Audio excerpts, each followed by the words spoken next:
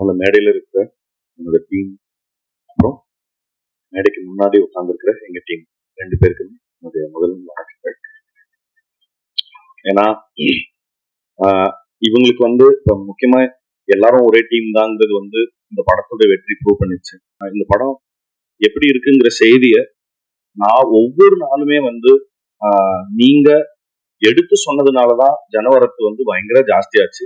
இதுக்கு இந்த கிரெடிட் எனக்கு பெரிய பொறுப்பு கொடுத்தது. ஐயோ இதுக்கப்புறம் ஒழுங்கா இன்னுமே ஜாஸ்தி வேலை செய்யணும், நம்ம வேலை செய்யறது பத்தாது அப்படிங்கிறது.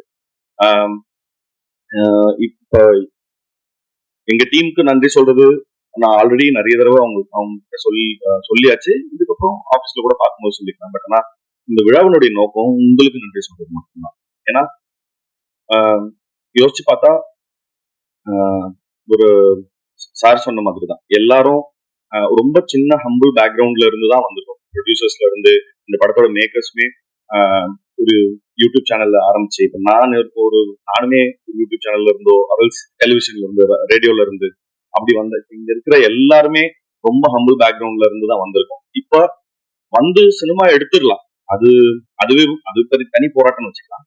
பட் அந்த சினிமாவை கொண்டு போய் சேர்க்கறது தான் இங்க அந்த கடைசி லெக்கு தான் இங்க இருக்கிற பிரச்சனை. ஏன்னா எப்படி இப்படி ஒரு படம் வந்திருக்குன்றது எப்படி தெரியப்படுத்துறதுங்கிறது தான் பெரிய பிரச்சனையா இருக்கு. அந்த பிரச்சனைய ஒரு பெரிய மலை போல பிரச்சனைய பயங்கர பனி போன விலக செஞ்ச உங்களுக்கு ரொம்ப ரொம்ப ரொம்ப நன்றி. ஏன்னா வாய்ப்பே இல்லை இப்படி ஒரு சின்ன படம் ஈஸியா டிஸ்ரெகார்ட் பண்ணியிருக்கப்படும். என்னப்பா இது என்ன படம் இது அப்படின்னு சொல்லி ஈஸியா டிஸ்மிஸ் பண்ணிருக்கக்கூடிய நிறைய சந்தர்ப்பங்கள் இருந்தது. பட் அப்படி எந்த வாய்ப்புமே யாருக்குமே கொடுக்காத பிரசன்ட் மீடியாவுக்கு எல்லாருக்குமே ரொம்ப ரொம்ப நன்றி. அண்ட் இந்த படத்தை சரியான விதத்துல எங்களுக்கு கைட் பண்ண சுரேஷ் சந்திரா சார் அவரோட டீமுக்கு, அப்புறம் சிட் எங்களுக்கு ஆன்லைன்ல ரொம்ப பெரிய கேம்பெயின்ஸ் எல்லாம் நடத்தி கொடுத்த, ரொம்ப ரொம்ப நல்ல விளம்பர யுக்திகளை எங்களுக்கு சொல்லி கொடுத்த சிட்டுக்கும், அப்புறம் இந்த படத்தை திரையரங்க உரிமையாளர்களுக்கும் விநியோகஸ்தர்களுக்கும், அப்புறம் அது எல்லாத்தையும் தாண்டி தமிழக மக்களுக்கும் சரி. ஏன்னா மீண்டும் ஒரு முறை எனக்கு நானே சொல்லி கொடுக்கறது தான் ஓஹோ ஓகே. ஏன்னா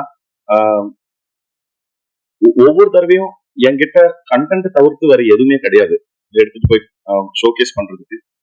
ஆனா அது மட்டுமே போதும்.